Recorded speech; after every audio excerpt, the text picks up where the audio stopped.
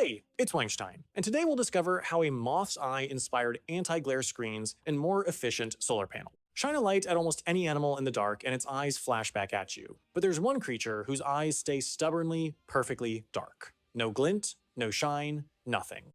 Evolution made this eye invisible in the night because a glint meant death. And that exact same trick is now on the screen of your phone, killing the glare when you try to read it in the summer sun. The creature is the moth. Not glamorous, not fierce, a soft, dusty night flyer most people barely notice. But sitting on its head are two eyes built on a principle so clever that we spent half a century learning to copy it. And the reason it evolved is brutally simple. In the dark, being seen is being eaten.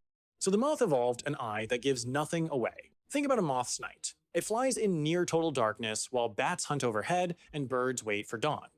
A shaft of moonlight, a distant lamp, anything that catches on a shiny surface and flashes back, is a signal that says, "Here I am." For an animal whose whole survival strategy is not being noticed, a pair of gleaming eyes is a liability. Evolution had to fix the shine. And here's the problem it had to solve. Eyes are made of smooth, transparent, curved material, and smooth, transparent surfaces reflect. It's automatic.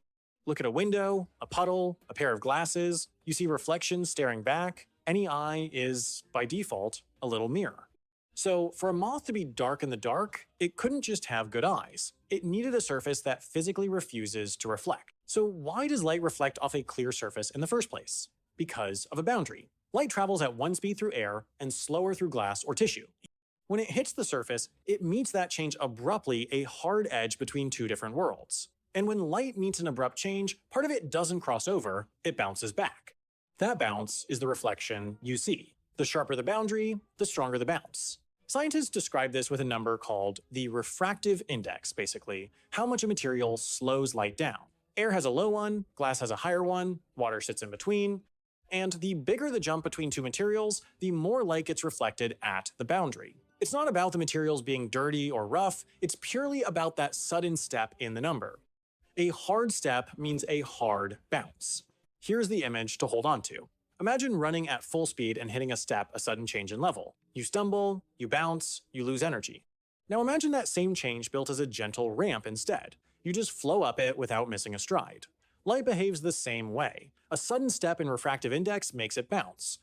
A gradual ramp lets it pass through smoothly. And the moth built a ramp, zoom into a moth's eye with an electron microscope, and the smooth surface disappear. What you see instead looks like a microscopic field of tiny bumps, a regular, orderly array of little cones packed side by side across the whole cornea like a nanoscale bed of nail. They're arranged in a neat repeating grid. That's not a texture or wear and tear, that's the anti-reflection device. And the critical thing about these bumps is their size. They are tiny smaller than the wavelength of visible light itself. That phrase matters enormously, and it's worth slowing down on.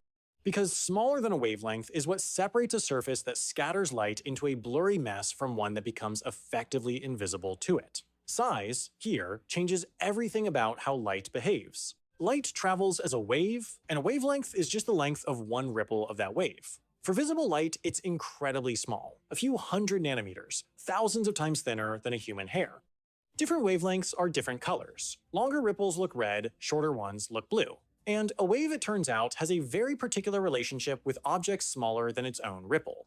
A wave essentially can't see anything much smaller than its own wavelength. Think of ocean swells rolling toward a beach. A big wave sweeps straight over a pebble as if it weren't there, but it breaks and scatters around a boulder. Same wave, different size obstacle.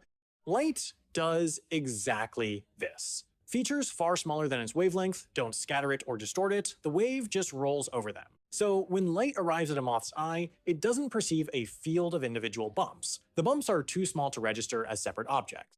Instead, the light experiences a blur, a blend of the air between the bumps and the material of the bumps themselves. It sees an average. And that average is the whole trick, because near the tips of the cones there's mostly air, and near the base there's mostly solid material. Follow that down. At the very tips of the tiny cones, light is passing through mostly air with a few needle points in it, so it behaves almost like air. A little deeper, the cones are wider, so there's more solid and less air, deeper still, more solid again, until finally it's fully inside the eye's material. The refractive index doesn't jump, it climbs, smoothly, step by imperceptible step. The staircase became a ramp, And with no sharp boundary, there's nothing for the light to bounce off. It simply flows in. The reflection doesn't get absorbed or hidden, it never forms in the first place.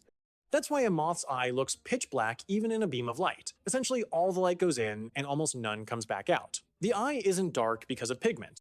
It's dark because it doesn't reflect. And notice the moth gets two prizes from one structure. First, no telltale glint, so predators don't spot it. Second, and this is a lovely bonus, all that light which would have bounced away instead enters the eye. A nocturnal insect desperately needs every photon it can gather. So the same nanostructure that hides it also helps it see better in the dark. Camouflage and sensitivity from one surface. Now, humans already had anti-reflection coatings before we studied moths. But they work differently, and understanding that difference is the point of this whole story. Our classic approach doesn't remove the boundary at all. It plays a much cleverer and more fragile game with the light waves themselves, and that cleverness comes with real limitation. Traditional anti-reflection coatings are thin, transparent layers deposited on glass. The idea is beautiful. Light reflects off the top of the coating and also off the bottom of it, and the layer is tuned so those two reflections come back exactly out of step with each other. Peak meets trough, and they cancel out. It's interference using waves to erase waves, and when it works very well. But that trick depends on precise timing, and timing depends on wavelength. Tune the layer to cancel green light perfectly, and it's less effective for red and blue. It also depends on the angle light arrives at, look at the surface from a steep angle, and the tuning drifts. That's why coated lenses and screens often show a faint colored sheen, usually purple or green.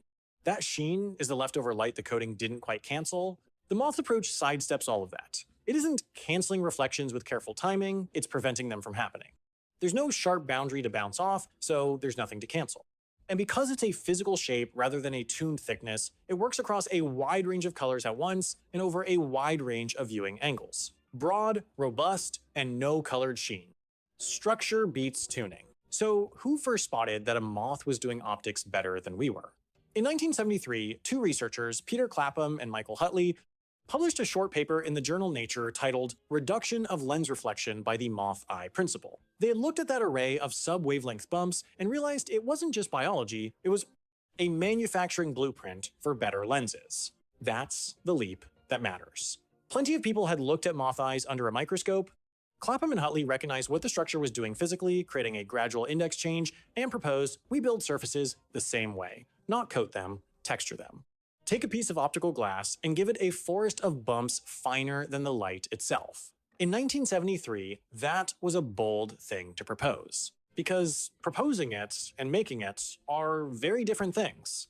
To copy a moth eye, you need to carve billions of regularly spaced features, each just tens of nanometers across, uniformly, over a whole surface, and do it cheaply enough to be worth it. In the 1970s, that was extraordinarily difficult. The physics was settled, the manufacturing was the mountain, and it took decades of nanotechnology to climb it. Slowly, they did. Techniques from the semiconductor industry got sharper and cheaper. Methods appeared for stamping nanoscale patterns like a microscopic printing press and for etching them chemically over large areas. Suddenly, covering a big sheet of glass in sub-wavelength cones stopped being fantasy and started being a production line. The moth eye moved from a curiosity in a journal to a coating you can buy, and the first place most people meet it is a very ordinary annoyance: glare on a screen. You take your phone outside on a bright day and the display becomes a mirror. You see the sky, the trees, your own squinting face, everything except what you're trying to read. That's exactly the problem the Moth solved, at exactly the same boundary: a smooth, transparent surface meeting air. So screens and display glass are now made with moth eye-style nanostructures, surfaces textured with features finer than light itself, so reflections never form. The result is a screen that stays readable in sunlight without the ghostly colored sheen a traditional coating leaves behind. And because the effect comes from the shape, it holds up across colors and across the angles you actually hold your phone at. Now, there's an older way to fight glare. Roughen the surface, make it matte. That scatters reflections, so you don't see a clean mirror image.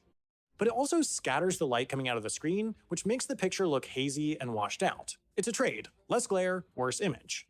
The moth eye approach doesn't trade anything, because its features are too small to scatter. It removes reflection without touching sharpness. That's why this matters more than it sounds. A display that fights glare by going matte gets duller. A display using sub-wavelength structure stays sharp and stays readable. Same physics that keeps a moth invisible to an owl keeps your matte visible on a sunny street. It's a strange direct line, a predator avoidance strategy from the night sky, ending up in your hand at a bus stop. But screens are the small story. The really consequential use of this principle isn't about comfort, it's about energy. Because there's another surface spread across millions of rooftops and vast desert fields whose entire job is to let light in. And every photon that bounces off it instead of entering is energy we never collect. Solar panels. Because a solar panel isn't bare silicon sitting in the weather, the cells are protected behind a sheet of cover glass, shielding them from rain, hail, dust, and time. That glass is essential, but it's also a boundary. Sunlight has to cross from air into glass before it ever reaches the cell that converts it, and we know exactly what happens when light meets an abrupt boundary. Some of it bounces straight back to the sky. So every panel loses a slice of sunlight before the actual solar cell even gets a chance. It's not a defect or a fault, it's basic physics of the air-to-glass boundary. And it's a permanent tax, paid every second the sun is up for the entire 25+ year life of the panel. That's the loss a Moth eye surface can attack, not by making the cell better, but by making sure the light gets in.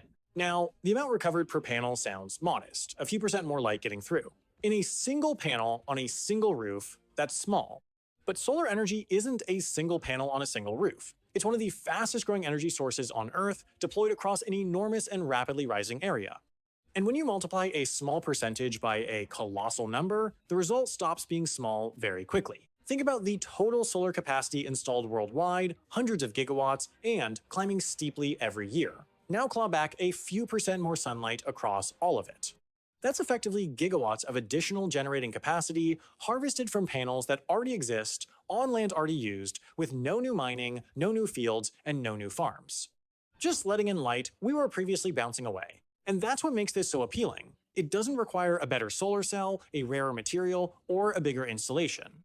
It's the same panel, in the same place, catching more of the sunlight that was already falling on it. The improvement is in the surface, not the technology underneath. In a world scrambling for clean energy, recovering light you're currently throwing away is about as elegant a win as it gets. There's a bonus effect worth mentioning. Nanostructured surfaces can also change how water behaves on them, making droplets bead up and roll off, carrying dust with them. For a solar panel sitting in a dusty field, that matters, because a dirty panel is a less productive panel. So the same texturing that lets more light in can also help keep the surface clean. Two problems. 1. Nanoscale forest. Stop and take in the range. The same physical idea, make the boundary gradual, with features finer than light, hides a moth from a bat, keeps your phone readable at the beach, and squeezes extra electricity out of a solar farm in the desert. From predator avoidance to planetary energy supply, one structure, unchanged in principle, working at completely different stakes. And here's the deeper lesson, the one that keeps recurring. The moth's cornea isn't made of an exotic substance. It's ordinary biological material. What makes it extraordinary is its shape at a scale finer than light. We didn't need a new material to defeat reflection, we needed a new surface geometry. Again and again, the breakthrough isn't what something is made of, it's how it's arranged. Let's be honest about the limits. Moth eye surfaces are not free magic. Nanostructures can be delicate. A forest of tiny cones can be worn down by scratching, abrasion, or repeated cleaning, and a damaged texture loses its effect. Manufacturing at large scale and low cost is still a real engineering challenge. This is a technology being steadily improved, not a solved problem with a bow on it. And durability is the crux, especially outdoors. A solar panel sits in sun, rain, sand, and hail for decades. A phone screen lives in a pocket with keys. Any surface texture has to survive that abuse without flattening out. Researchers are working on tougher versions, harder materials, and protective approaches. The optics were the easy part. Making delicate nanostructures survive the real world is the hard part. And that's completely normal. The Moth wasn't designing screen glass or solar cover panels, it was avoiding being eaten in the dark. Our job is to recognize the principle in its eye and adapt it to problems it never faced, including surviving a rooftop for 25 years. The idea of a sub-wavelength gradient is priceless. Making it tough enough for our world is engineering, and it's underway right now. So what did we actually take from the Moth? Not its eye, not its tissue, not its biology. We took a geometric idea. Cover a surface with regular features finer than the wavelength of light, so the refractive index changes gradually instead of abruptly, and reflection never forms. That idea now lives on display glass and solar panels, a predator evasion trick turned into an energy technology. So the humble Moth turns out to be a rather brilliant optical engineer. It solved a problem our own lens makers struggled with: how to defeat reflection across all colors and all angles at once, and it solved it with nothing but shape. And it was doing this long before anyone ground the first lens. Once again, nature got there first, quietly wearing the answer on its face. And it changes how you see the animal. A moth is the thing that bumps around your porch like clumsy, dusty, easy to dismiss. But on its head sit two eyes carrying an optical principle so effective that we spent 50 years learning to manufacture it. The next time one flutters past, remember, it's wearing technology that's currently helping power the planet. Notice what the Moth solution actually is. It doesn't add a clever coating, it doesn't absorb the reflection, it arranges things so the reflection never exists in the first place. That's a fundamentally different kind of solution, not fighting a problem, but removing the condition that creates it. It's the difference between mopping up a spill and closing the tap. Nature is very good at closing taps. And think about where this all happens. At a few hundred nanometers, a scale we can't see, can't feel, and for most of history couldn't even imagine. The entire effect lives below the threshold of human perception. Some of the most powerful engineering in the world is happening at scales we needed electron microscopes to discover. There is an enormous amount going on beneath what our eyes can resolve. And consider the timeline. A 1973 paper, and only decades later did it become a product you can hold. The physics didn't change in all that time, our ability to manufacture did. That's how a great many breakthroughs actually work. Not a sudden flash of insight, but a correct idea waiting patiently for the world to build the tools it needs. Clapham and Huntley were right the whole time. There's a lesson in the solar numbers too. A few percent sounds dismissible, but applied across a technology deployed at planetary scale, a few percent becomes gigawatts. We're intuitively bad at this. We dismiss small percentages and get excited by big single numbers. Yet a tiny gain multiplied across something enormous often beats a dramatic gain in something small. Scale changes the meaning of a number. And here's a thought about where the design came from. This nanostructure exists because bats and birds ate every moth whose eyes glinted. The pressure that carved this optical technology was pure, relentless predation. Evolution didn't set out to solve anti-reflection, it just relentlessly deleted every version that failed. Nature's laboratory doesn't reward good ideas. It just eliminates bad ones forever. Until what's left is remarkable. And notice where the answer was hiding. Not in a rare deep-sea creature or an exotic organism from a remote jungle, but on an insect that flies into your porch light. The blueprint for better solar panels was on the face of the most ordinary bug imaginable. The best ideas often aren't hidden somewhere far away.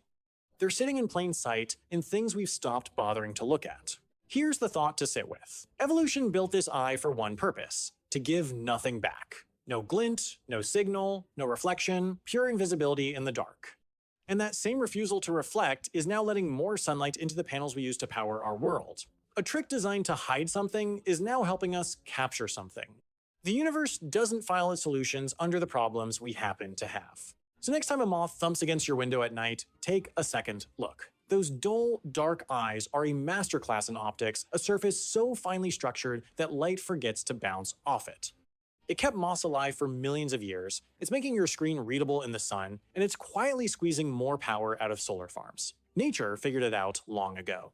Our job is just to look and ask, why does this work? Thanks for watching, you're definitely a little smarter now, and you know one more story about how humans borrow their best ideas from nature.